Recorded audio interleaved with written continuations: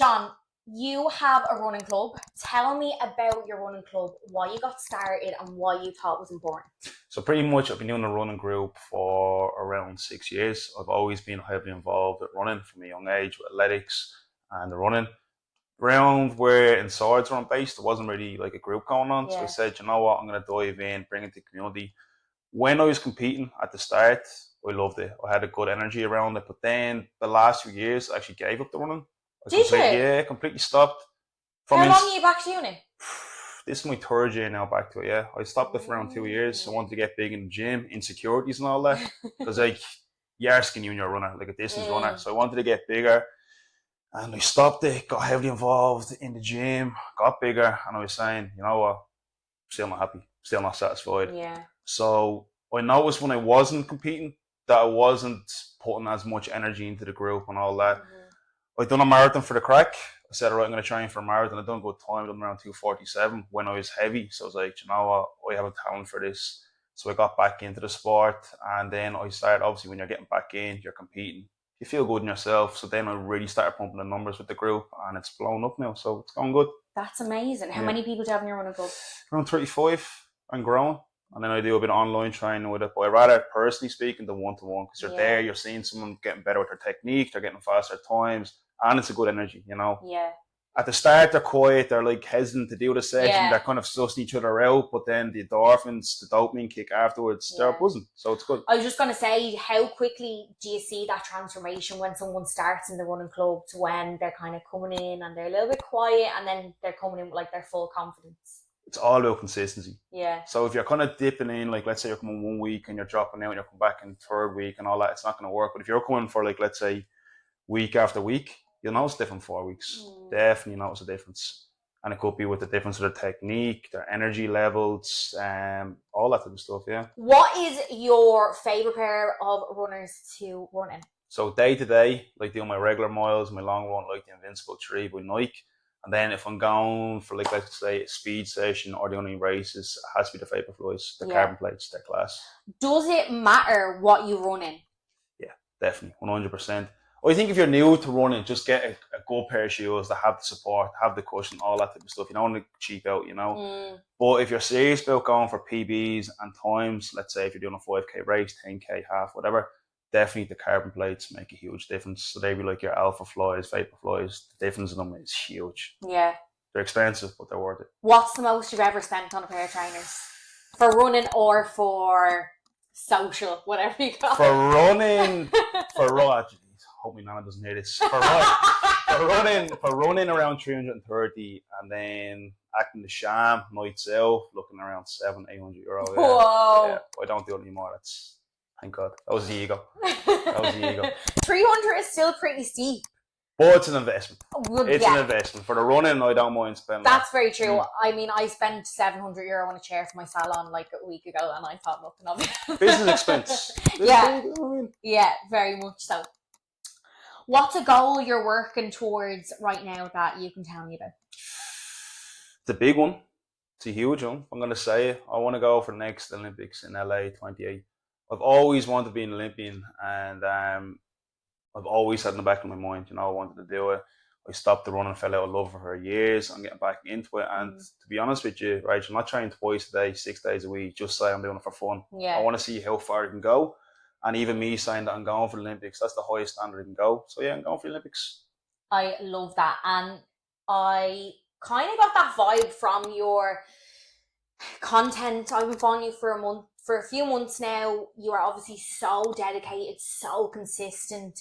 You wouldn't even think you have any bad days because you're so on it. I know, but you would. But that's what I mean. Your discipline overrides whatever you're going through, and that's exactly what the athletes that get to that stage need. So I have no doubt you're going to do that. And in 4 years from now, I'm going to play this clip. I'm going to be like, I was the first person to ever interview him. Absolutely, save it. But it makes it easier too, because you said that there. You might look at my stories and say, "Oh, he doesn't have bad days." Most days have bad days, to be honest with you. But I have the tools now how to deal with stuff. Like, you know, it's life and life's terms. Not every day is going to be good, but just got to push through it. You know, and I feel like when you're putting that out there that you're going for the Olympics or whatever, and you're not going trying, you're kind of like, right, what's going on here? You're telling one person, I know I'm doing it for myself, but it's nice when you have that bit of pressure. Like, oh, he's talking about the Olympics and he's there still in bed at 12 o'clock in the day. It does help. Yeah. It takes the edge off, Yeah, absolutely. And like I said to you before we started, you're so right to be putting it out there. Because to a certain extent, I think not talking about things until they're done, it's right for some goals, but some things you need to be shouting it at the universe 100%. And telling the world it's gonna happen, I think that needs to change with the whole Irish mentality too. Like, if you talk that you're going for something, or you're confident that you're gonna make it or whatever, people say, oh, he's very arrogant, or like he's stuck up his own hole, or she is, or whatever. But like, you need to put it out there. You have to believe in yourself, And that's the difference, I think, with the Americans and all that type of stuff.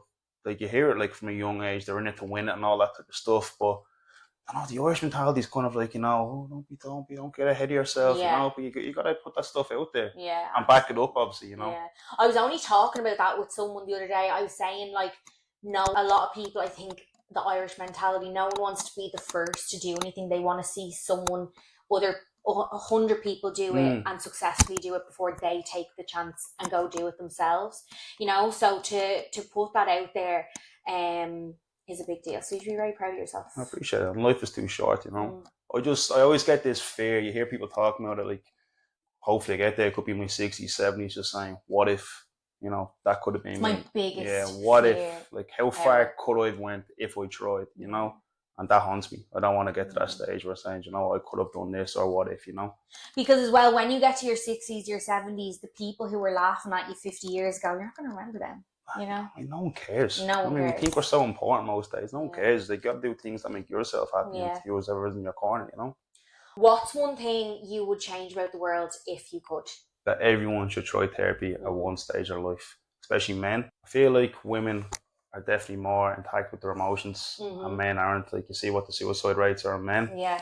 And I think it's the ego that trips men up, like, not trying therapy, like, I'm all right, I don't need this, blah, blah, blah. And, like, the proof is in the pudding, like, And then I think if some people try therapy, the likes of addiction rates will go down.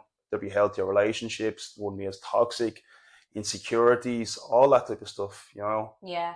I would love to see therapy be much more accessible for people, because I think there's like free therapy in Ireland for under 18s, but the majority of people who need therapy are well over 18, and they're stuck in habits that they've been doing for years, and they really need a perspective of someone that doesn't know them to kind of make that change, which is what you get from a therapist. But I mean, like, a therapy session starts at like 60 quid and up, and like the majority of people can't afford that per week. It's, I'm sure it's a massive undertaking to try and give free therapy to a whole country. I'm sure that's probably not possible, but something. There should be some grants or some support. Yeah, absolutely. Yeah. Because you are right. You're saying it is expensive. It is a very good investment, but some people don't have. They don't have the means to do it every week, especially if you've young children, if you've a big mortgage. So I definitely agree with you on that one.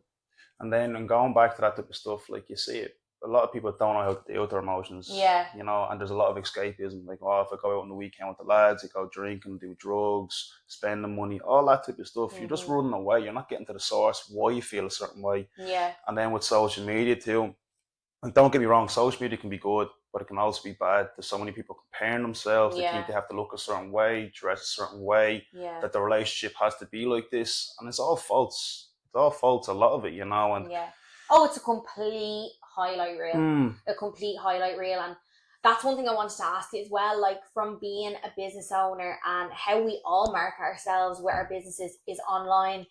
Do you find that, like, gets in on you? Like, basically, like, from starting my business, I now spend 100 times the amount of time I used to spend on social media.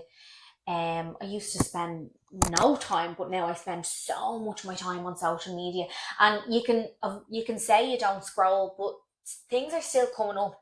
How do you avoid that? Or so what I do is, most days, I don't do it all the time. I try to kind of have a checklist. Right, so let's say I need to train. I have clients. I do like scrolling, don't get me wrong. I do like looking at funny videos. Sending reels to mates. And like, even one of the lads the other day was like, oh, he's on one now, because it's not one, it's like 100 reels going through. I don't beat myself up over that if I'm like on it for a while. the only time I beat myself up if I'm not getting my training done or if I'm procrastinating for too long. That's when I start beating myself up.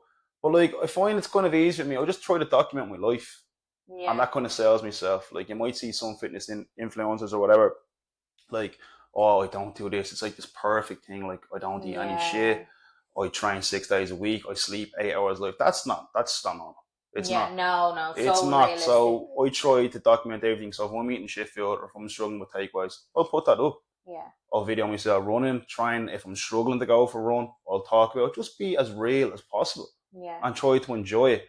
And like, you know, you always hear the saying like, oh, I have to do this. Just say, well, this is gonna help grow my business, or this is gonna help maybe someone, it might uplift someone's mood, or it might motivate someone to go train or do something like that, you know. I try to not make it as much as a chore, you know, and don't beat myself up if I'm scrolling something reels, you know. Just keep it real at the end of the day. That's what I always want to promote. If the day I start acting fake, there's something up. I don't want that. I just can't stand it. No offense to people. It's just you're not staying true with yourself. Yeah. And I think that's huge. If like it's sad, I think personally, when I see people out there and they're saying that they're one thing, they're portraying this image that they're this, and they're on the other hand, the complete opposite. You know, you're selling yourself short, and eventually it's gonna end bad, realistically, you know. I appreciate you coming in today, Sean. Thank you so much. How can anyone get in contact with you if they want to join your running club? How would you go about it? So just contact with you on Instagram, Sean Carrig Personal Trainer, and hope you see you there on Monday. Amazing. I'm going to link your page here because so people can follow you. You're very motivational. I love seeing your content every day. Thank you so much. Thank you.